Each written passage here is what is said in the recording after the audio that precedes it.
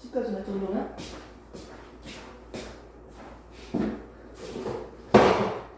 자, 그러면 혹시였으니까 에너지가 좀 넘칠 것 같은데요? 자, 좀 전에 한번 봤죠? 우리가 살고 있는 대기의 영역은 0에서부터 1000km까지를 대기권이라고 한다. 이때 각각의 층을 크게 4층으로 나눠서 볼 건데요. 우리가 알고 있는 성층권에는 무슨 층이 있다? 오존층이 존재하기 때문에 자외선 및 해로운 빛을 차단해준다, 흡수해준다. 그래서 오존층이 존재하고 있는 성층권은 전체적으로 따뜻해진다. 높이에 따른 온도 변화를 나타낸 그래프에서 그냥 그림만 한번 보도록 하겠습니다. 이때 두 건 사이에 있는 경계면을요, 우리는 계면이라고 합니다. 계면. 근데 어떤 계면이다? 아래에 있는 층의 이름을 따서 대륙간 계면, 성층권 계면, 중간권 계면이라고 부르시면 됩니다. 어디에서 가장 온도가 낮아요? 봐봐. 그림을 봐봐. 중간권 80. 계면. 그렇지. 80km 이하예요. 여기서 중간권 계면이 가장 온도가 낮다는 걸 측정할 수 있겠네요. 그리고 대부분의 수증기 또는 기체들이 가장 많이 있는 층은 어디다? 대륙권이에요. 밑바닥에 공기가 겁나 많이 있는 거야. 대부분 거의 밀집되어 있지. 공기의 양, 공기의 밀도, 공기의 압력으로 그래프를 그려보자면 어떻게 그려질까요? 뭐 이런 식으로 그려지겠죠. 그 정도로 밑에는 많고요, 위로 갈수록 없지 뭐. 없지? 이런 식으로 그래프를 그릴 수 있겠네요. 우리가 보고 있는 건 높이에 따른 온도 변화니까 이제는 각각의 층으로 나눴잖아. 각각의 층이 왜 온도가 낮아지고 높아지는지 알아야겠죠. 그리고 각각의 층에 대한 특징도 우리가 이해하고 있어야 돼요. 외워야 돼요. 먼저 수증기가 있는 곳, 물이 있는 곳은 어디다? 유일하게 대륙권입니다. 물이 있기 때문에 눈이 오고 비가 내리고 기상현상이 일어납니다. 기상현상 됐습니까? 기상현상이 유일하게 있는 층은 어디다? 대륙권이라는 거지. 얘들은 위로 갈수록 온도가 낮아지잖아요. 온도가 낮아진다고요? 온도가 낮아진다는 건 밑에 있는 공기는 따뜻하고요, 위에 있는 공기는 차갑네요. 따뜻한 공기가 밑에 있고요, 차가운 공기가 위에 있네요. 상대적으로 따뜻하고 차갑다는 거죠. 따뜻한 물이 무거워요, 찬물이 무거워요? 찬물이에요. 미지근한 물 좀 타와 이러면 찬물을 먼저 부어야 돼, 따뜻한 물을 먼저 부어야 돼? 따뜻한 물을 먼저 부어야 돼요. 무슨 개소리냐? 자, 따뜻하면 온도가 높으면 분자들이, 여기 있는 입자들이 있을 거 아니야. 액체든지 기체든지. 얘들이 졸라 활발해지니까 얘들이 차지하고 있는 부피가 커져요. 부피가 커지니까 가벼워. 따뜻한 게 가볍다, 상대적으로 차가운 게 무겁다. 밀도에 대한 얘기인데 이렇게만 간단하게 얘기할게요. 그러면 가벼운 녀석 위에 뭐가 있다? 무거운 녀석이 있어요. 되게 안정해요, 불안정해요? 불안정하지. 그래서 이 층은 우리가 불안정하다고 하는 거야. 이해됐습니까? 그럼 얘도 어떻게 될까요? 밑에 따뜻하고 위에가 차가우니까 이 층도 뭐다? 불안정하지. 불안정한데 끝나는 게 아니야. 무거운 녀석은 아래로 내려오려고 하고요, 가벼운 녀석은 위로 올라가려고 하지. 막 섞이는 거야. 대류 현상이 활발하게 일어납니다. 얘도 무슨 현상이 활발하게 일어난다? 대류 현상이 일어납니다. 일어납니다. 기체들이 움직인다는 거지. 오케이? 물이 움직인다는 게 아니고. 그러면 이렇게 불안정한 층에서 비행기를 타고 날아다니면 얼마나 불안정할까? 그 비행기 타봤죠, 오빠? 몇 번 타봤어요? 2번. 오, 어디 갔다 왔어요? 제주도. 제주도 2번? 그러면 제주도 이제 가봅시다. 처음에 위로 올라갈 때. 올라가잖아요. 올라가다 어느 순간부터 조용해요. 성층권까지 올라가는 거예요. 안정한 층까지 올라가서 달리는 거예요. 비행기로. 되게 안정한 층이에요. 즉 비행기의 항로로 이용되고 있습니다. 성층권은. 성층권은요 무슨 항로로 이용되고 있다고요? 비행기의 항로로 이용하고 있다고요. 얘는 무슨 층이니까요? 안정한 층이니까요. 얘가 안정하면 얘도 무슨 층? 안정한 층이거든요. 밑에가 차갑고 위에가 뜨겁잖아요. 상대적으로. 그러니까 무거운 거 위에 가벼운 게 있으니까 안정한 층이지. 섞이려고 하지 않지. 안정합니다. 그래서 성층권과 열권은 안정한 층으로서 성층권에는 비행기 항로로 이용되고 있고요. 열권은요 인공위성의 궤도로 이용되고 있습니다. 인공위성 이 지구를 중심으로 정지 인공위성은 지구를 중심으로 계속 돌 거예요. 오케이? 이때 인공위성의 궤도입니다. 돌고 있는 길이 어디에 있냐? 열권에서 돌고 있다는 거지. 여기까지 됐습니까? 불안정하다, 안정하다, 불안정하다, 안정하다. 불안정한 층에서는 대류 현상이 활발하고 여기서도 대류권에서만 수증기가 존재하기 때문에 기상현상, 비 오고 눈 오는 게 일어난다는 거 태풍 불고 중간권에서는 대류 현상만 일어난다는 거죠. 성층권과 열권은 불안정한 층이 아니고 안정한 층으로서 비행기의 항로, 인공위성의 기록으로 이용되고 있습니다. 여기가 됐습니까? 네, 좋습니다. 전혀 어렵지 않아요. 네, 그 다음에 조금만 더 합시다. 그러면 선생님, 얘는 불안정, 안정, 불안정, 안정이라고 했는데요. 얘가 온도가 왜 위로 올라갈수록 낮아져요? 지구에서 내보내는 지구 복사 에너지의 양이 어떻게 되고 있어요? 도달하는 양이 줄어들고 있어요. 난로 앞에 있는 게 더 뜨겁지 난로 멀리 있으면 도달하는 양이 적으니까 덜 뜨겁잖아. 그러니까 당연히 지구 복사 에너지가 지구에서 이렇게 나오는 에너지가 어떻게? 지 표면에 도달하는 양이 줄어들겠지. 여기 대기에 도달하는 양이 줄어들겠지. 도달하는 지구 복사 에너지의 양이 줄어들기 때문에 위로 올라갈수록 차가워집니다. 이유가 뭐라고요? 지구 복사 에너지의 양이 줄어들기 때문에 온도가 이렇게 낮아지는 거예요. 그럼 얘는요, 성층권 온도 왜 올라가요? 뭐가 있으니까? 오존층이 있기 때문에 전체적으로 따뜻하게 유지된다. 그래서 위로 갈수록 따뜻하다. 이렇게만 보시면 됩니다. 자, 그러면 위에 있는 거. 중간권은 왜 그래요? 밑에는 똑같습니다. 도달하는 무슨 양? 지구 복사 에너지의 양이에요. 무슨 소리예요, 선생님? 나 이해 안 가는데? 아니, 원래 이게 여기까지가 다 뭐예요? 엄밀히 얘기하면. 이거잖아요. 80km. 중간에 오존층 생겨가지고 이게 층이 이렇게 나눠진 거 아니겠어? 맞지? 얘는 똑같이 도달하는 지구 복사 에너지의 양이 줄어들기 때문인데요.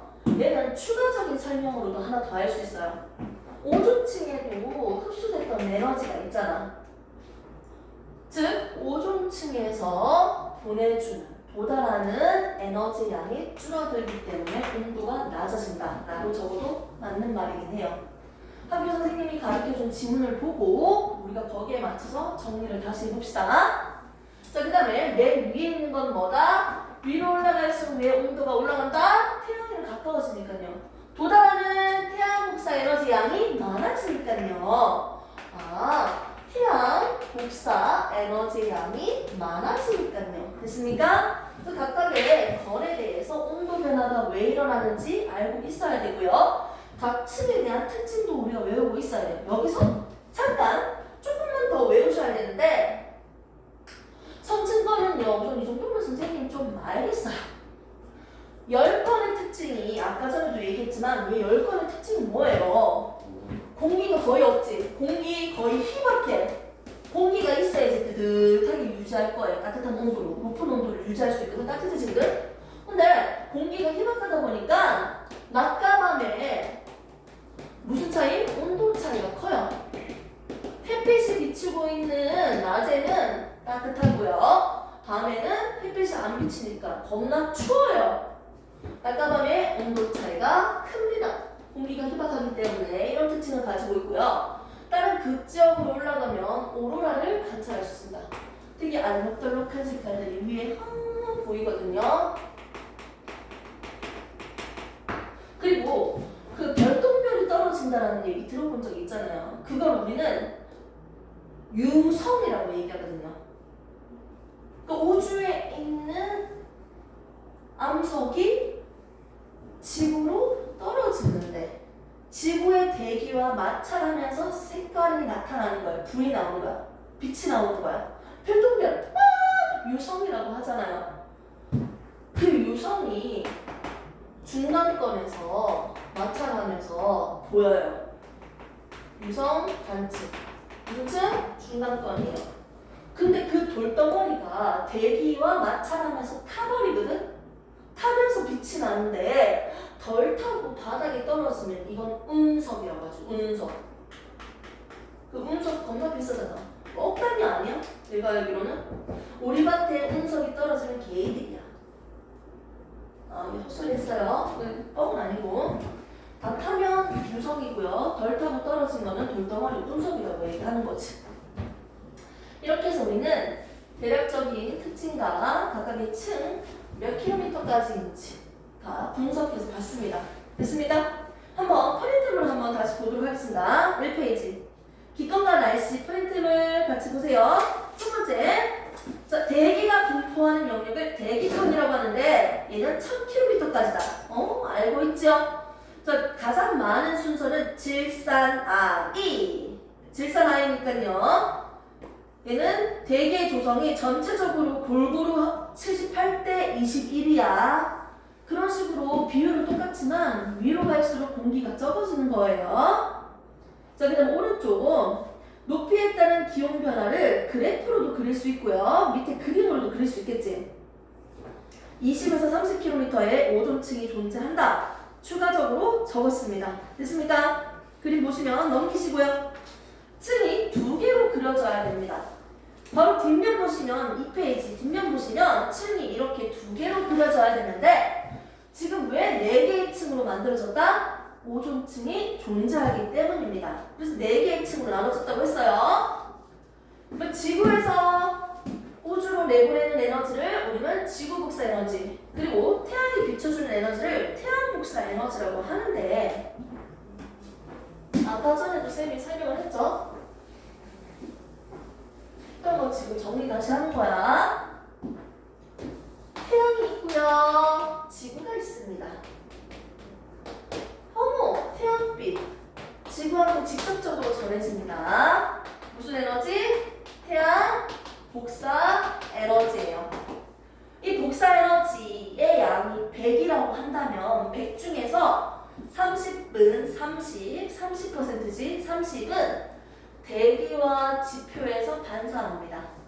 그리고 약 70%만 지표로 흡수될 거예요. 흡수했다가 나중에 지구에서 다시 내보내는 에너지죠. 우주로. 이걸 우리는 지구 복사 에너지라고 합니다. 들어오는 양이 70이니까 나가는 양도 70이에요. 들어온 만큼 흡수했다가 다시 내보낼 거예요. 들어오는 총량과 나가는 총량이 똑같아요. 이걸 우리는 복사 평형이라고 해요. 간단하게 생각을 해봐. 열이 들어온 만큼 안 나가고 더 많이 들어와봐. 나간 것보다 더 많이 들어온다고 생각해봐.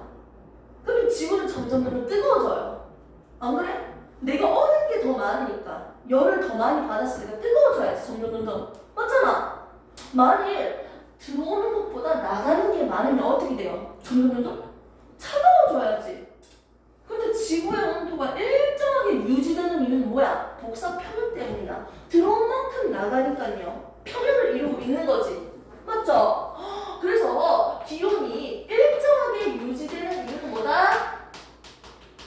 복사 평면 때문입니다. 이해됐습니까? 네, 좋습니다. 그런데 차가운 온도로 일정하게 유지할 수도 있는데 지구라는 곳은 상대적으로 따뜻한 온도로 유지되고 있어요. 생명체들이 살 수 있는 적절한 온도, 따뜻한 온도로 나름 유지되고 있는 이유는 대기가 있기 때문이야. 대기. 기권이 있기 때문이에요. 비닐하우스 생각해봐요. 비닐하우스 있으면 상대적으로 따뜻하잖아요. 비닐하우스 안에 들어가 있으면. 온실 효과, 따뜻한 효과를 누리도록 하는 대표적인 기체가 세 가지가 있거든요. 수증기, H2O, 물, 수증기라고 합니다. CH2O, 저럴까요? 메테인. 물 또는 기체니까 수증기 적을게요. 그리고 가장 많이 알고 있는 거 이산화탄소. 이산화탄소. 대표적인 지구를 따뜻하게 만드는 온실 기체입니다. 이 온실 기체 양이 많아지고 있으니까 점점 지구가 뜨거워진다고 얘기하거든요. 이렇게 지구에는 기권이 있으니까 따뜻한 온도를 유지할 수 있어요. 아, 지구가 따뜻한 거는 뭐다? 기권이 있기 때문이다. 일정한 온도를 유지하는 이유는 뭐다? 복사 평형 때문이다. 근데 거기에다가 따뜻하게 유지하도록 하는 기체가 있어. 이 기체가 있으니까 지구의 온도가 점점 높아지는 거예요. 이걸 우리는 뭐라고 합니까? 지구 온난화라고 하죠. 지구 온난화 때문에 점점 온도가 높아지니까 빙하가 녹아서 어떻게 된다? 해수면이 상승하고요. 등등이 나타나고 있습니다. 자, 한번 보겠습니다. 이 페이지 보시면요. 지구의 복사 평형, 내가 만든 프린트를 보시면 됩니다. 복사 에너지, 즉 두 가지로 나눠서 봤죠. 지구 복사 에너지, 태양 복사 에너지가 있었습니다. 이때 복사 평형을 이루고 있죠. 밑에 있는 그림 밑에 정리되어 있죠. 지구가 흡수하는 태양 복사 에너지는 70%. 그대로 지구가 방출하는 지구 복사 에너지도 그대로 70% 그대로 방출한다는 거야. 70 들어왔을 때 70 나간다는 뜻이에요. 여기서 말하는 건 복사 평형을 이루고 있습니다. 오른쪽 그림 볼게요. 온실 효과 그림 두 개 보입니까? 자, 보면요. 왼쪽과 오른쪽 다른 점 뭐예요? 대기가 있어. 대기가 있기 때문에 따뜻하게 유지될 수 있는 거예요. 그런데 더 따뜻하게 유지할 수 있도록 더 따뜻하게 만드는 온실 기체는 대표적으로 뭐다? 수증기, 이산화탄소, 메테인 등등이 있다는 거지. 이런 수증기가 많아지면, 이런 기체들이 많아지면 우리 지구는 점점 더 따뜻해지겠지. 밑에 있는 그래프를 두 개 볼래요? 아니, 화석 연료를 많이 이용함에 따라서 점점 대기에 있는 이산화탄소 양이 증가하고 있어. 이산화탄소 양이 증가하는 것과 지구가 따뜻해지는 것과 거의 일치한다는 거지. 이산화탄소가 지구를 따뜻하게 하는 주범된 온실 기체구나 라고 지금 얘기하고 있는 겁니다. 그래프 그 두 개는요, 전체적으로 점점 높아지고 있는 그림이에요. 두 개가 나름 비슷하게 겹쳐지고 있죠. 지구가 따뜻해지고 있습니다. 이렇게 지구가 따뜻해지는 영향으로 얻을 수 있는 효과가 몇 개 있습니까? 하나, 둘, 셋, 넷! 먼저 생태계가 변한다. 동물, 식물, 누구는 뒤지고 살고 뭐가 많아지고 어떤 종이 많아지고 어느 지역에 살고 이런 변화들이 일어난다 뜻이고요. 기상이변 발생은 너무 잘 알고 있죠. 되도 않는 말을 하면 여름에 갑자기 눈이 오는 거예요. 말도 안 되는 얘기긴 한데요. 기상이변이 당연히 발생하고요. 위에 있는 두 가지에 대해서 설명할게요. 빙하가 줄어들어요. 따뜻해지면. 근데 빙하가 줄어드는데 왜 해수면이 상승해? 빙하가 물이 돼서. 그러면 얼음을 물컵에 담았어요. 얼음이 녹는다고 해서 이 물높이가 달라져요? 그대로잖아요. 빙하가 녹으면 똑같은 거 아니에요? 빙하가